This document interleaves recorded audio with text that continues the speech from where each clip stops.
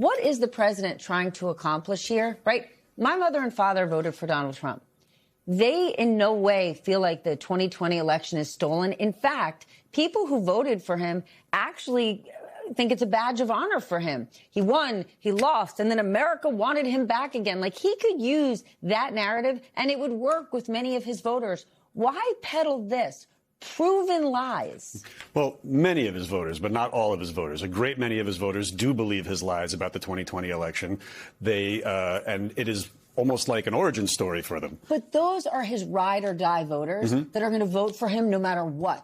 So what is the point of this? Who is he doing this for? Well, to me, it seems like an obvious predicate to interfere with the elections, to perhaps send ICE to certain polling places, just anything you can do to drum up doubt, just the relentless drumbeat of these lies, creates a disorienting effect for basically everybody. So you've got, relitigating lies about, dead people voting, so things that have already been adjudicated, things that many Republican secretaries of state have already said did not happen, that the Supreme Court said 9-0, that they would not even entertain. But to bring these things up again now 6 years later, as he's going towards a midterm where it seems quite likely his party's going to take a beating, this is a way of preemptively saying anything that happens that doesn't go our way was fraud.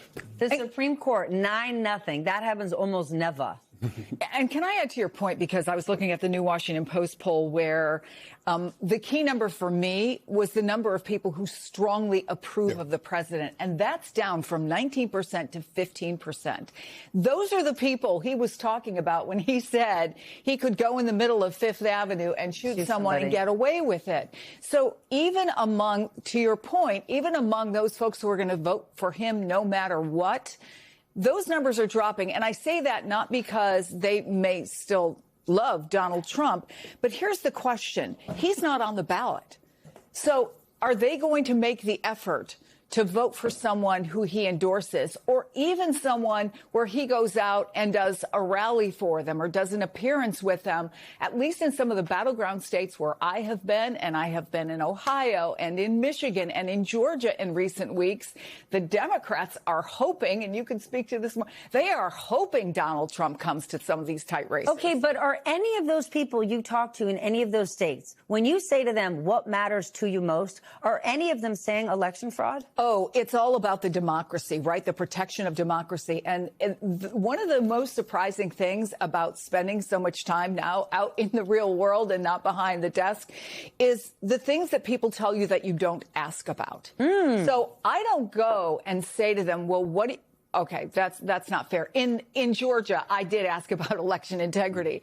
But in Michigan and Ohio, I wasn't there talking about election integrity. But in those states, they have had raids. And people are highly aware of those raids. And can I also tell you, I'm going to be doing a story about this next week, they are changing the way that they are approaching these midterms, the way they are training people who are volunteering to register people in Cuyahoga County, which is going to be critical if not just for the Senate race with Sherrod Brown, but also Amy Acton in the governor's race.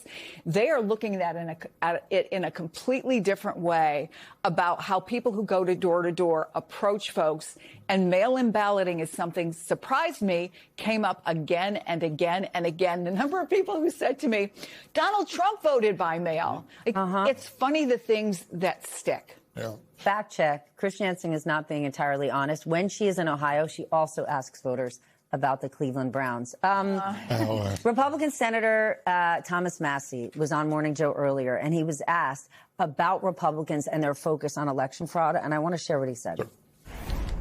I don't think the problem, is that our elections aren't secure because we control the House, we control the Senate, we control the White House, and in some degree we control the Supreme Court. So I asked my Republican colleagues, why are you complaining about election fraud? We won all the damn elections. The fraud that's going on is we're not holding ourselves to the promises that we made of fiscal responsibility, putting America first, making America healthy. The problem is we're wasting the opportunity that we were given in these elections, that we won. Yeah, tell his boss that. Tell Donald Trump that. I'm pretty sure they're not talking. Exactly right. Exactly right. Yeah, no, what Donald Trump is doing is called, attitude inoculation. And to Anthony's point, he's laying the groundwork for what I think is more severe tactics used to actually intimidate voters. I mean, if you combine this with, let's say, the attitudes and the behavior of ICE, for example, because the rallying cry for folks to get people to join ICE was to protect your culture, protect your homeland. This should not be extricated from that kind of language, right? All of this matters because this is not an attempt for Donald Trump to federalize elections. This is an attempt by Donald Trump to coerce people into voting a certain way. Because if you wanted to federalize elections, there are a lot of other ways to do that. States are still going to be held accountable. Local jurisdictions are still going to be held accountable. But the intimidation is being centralized. Then what do states do to fight back against what Donald Trump is saying, what he might do tonight, what his agenda may be going forward? Well, I think also to Chris's point, there are fewer and fewer people that believe Donald Trump right now. I started working on politics and campaigns and elections by being a poll watcher and taking rolls of quarters and calling headquarters to say, this is how many people have voted. I think everybody's able to get access. There are police officers in polling sites because everyone has a vested interest in making sure that elections are fair and that people have an opportunity to go and be able to pull, well, in the old days, pull the lever, but now, fill in the bubble. So people believe that elections are safe. It's Donald Trump that fired members of this bipartisan election commission, right? And in states, you have bipartisan election commissions at the Board of Elections ensuring that elections are fair. People know this and feel it in their bones. He's the one peddling the lie. Which makes me wonder why, when we're watching these Senate confirmation hearings, Trump nominees are struggling over and over to answer the very simple question that a lion's share of the American people answer, which is, who won the 2020 election? Watch this. Are you prepared to say today under oath without reservation that Donald Trump lost the presidential contest to Joe Biden in 2020? Ranking Member Durbin, President Biden is the president of the United States. He was duly sworn in, and he is the president of the United States. President Biden was certified and sworn in, and he was the president. I don't know how else to say it. The process by which our country declares the victor in an election is a certification process. President Biden was certified. We try to keep politics, if I'm confirmed, out of the federal I'm just Reserve. asking a factual question. I need to know, I need to measure your independence and your courage. Senator, I believe that this body certified that election many years ago. Do you deny that Joe Biden won the 2020 election? Senator, I'm not an election denier. Joe Biden was certified as the president of the United States. Somebody get a tissue and wipe that sweat off his brow. I mean, this wordsmithing cha-cha-cha from people who are looking to get confirmed for some of the most important jobs in our country.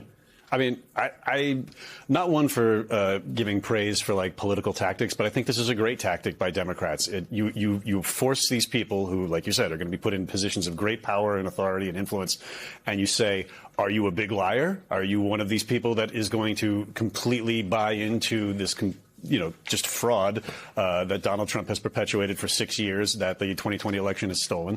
Or are you going to reveal yourself as a career-obsessed, weak-principled person who can't give anything other than a mealy-mouthed answer to a very direct question that has a very simple answer? I think it's a great tactic because it's one of those things that you can't just hide your way out of. They're squirming up there. They cannot even Pam Bondi couldn't say straight up, Biden won. It was just, she was certified. But they've embarrassed themselves, and with the exception of Pam Bondi, they're in these jobs, okay? And Democrats are getting more and more concerned that it's not just the speech tonight or a funny confirmation hearing, that Donald Trump is going to meddle in these upcoming midterms. Watch this.